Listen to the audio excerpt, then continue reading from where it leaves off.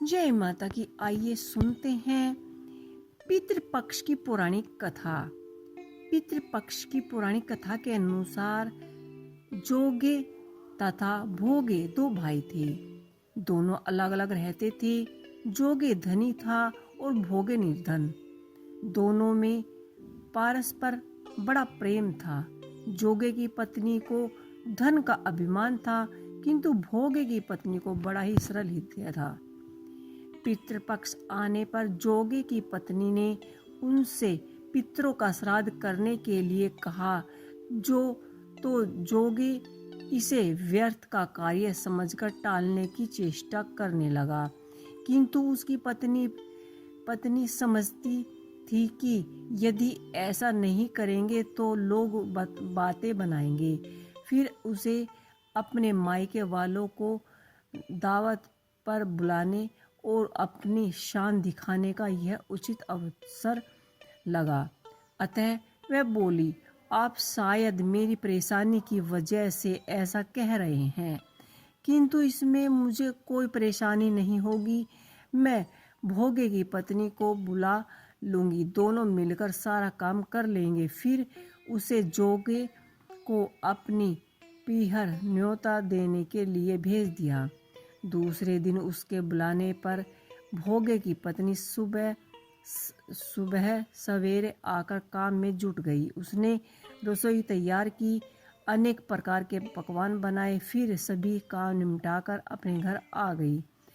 आखिर उसे तो पितृ का श्राद्ध तर्पण करना था।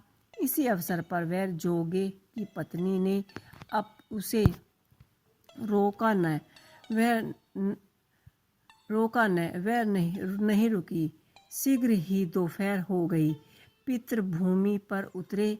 जोगे भोगे के पितृ पहले जोगे के यहाँ गए तो क्या देखते हैं कि उसके ससुराल वाले वहाँ भोजन पर जुटे हुए हैं। निराशा होकर वे भोगे के यहाँ गए। वहाँ क्या था, मात्र पितरों के नाम पर अयोग्ययारी दे दी गई थी। पितरों ने उसकी राख चाटी और भूखे ही नदी के तट पर जा पहुँचे। थोड़ी देर में सारे पितर इकट्ठा हो गए और अपने अपने यहाँ के श्राद्धों की बड़ाई करने लगे। जोगे भोगे के पितरों ने भी अपने आपा बीती सुनाई। फिर वे सोचने लगे, अगर भोगे समर्थ होते तो शायद उन्हें भूखा न रहना पड़ता, मगर भोगे के घर में तो 2 जून की रोटी भी खाने को नहीं है। यही सब सोचकर उन्हें भोगे पर दया आ गई। अचानक वे नाच नाच कर गाने लगे। भोगे के घर धन हो गया। सांझ होने को हुई। भोगे के बच्चे को कुछ भी खाने को नहीं मिला था। उन्होंने माँ से कहा, भूख लगी थी है। तब उन्हें टालने की गरज से भोगे की पत्नी ने कहा, जाओ आंगन में ओधी की पत्नी ने कहा, जाओ आंगन में ओधी रखी है, उसे जाकर खोल लो और जो कुछ भी मिले बंटवारा कर खा लो। बच्चे वहाँ पहुँचे तो क्या देखते हैं कि होदी मोहरों से भरी हुई है।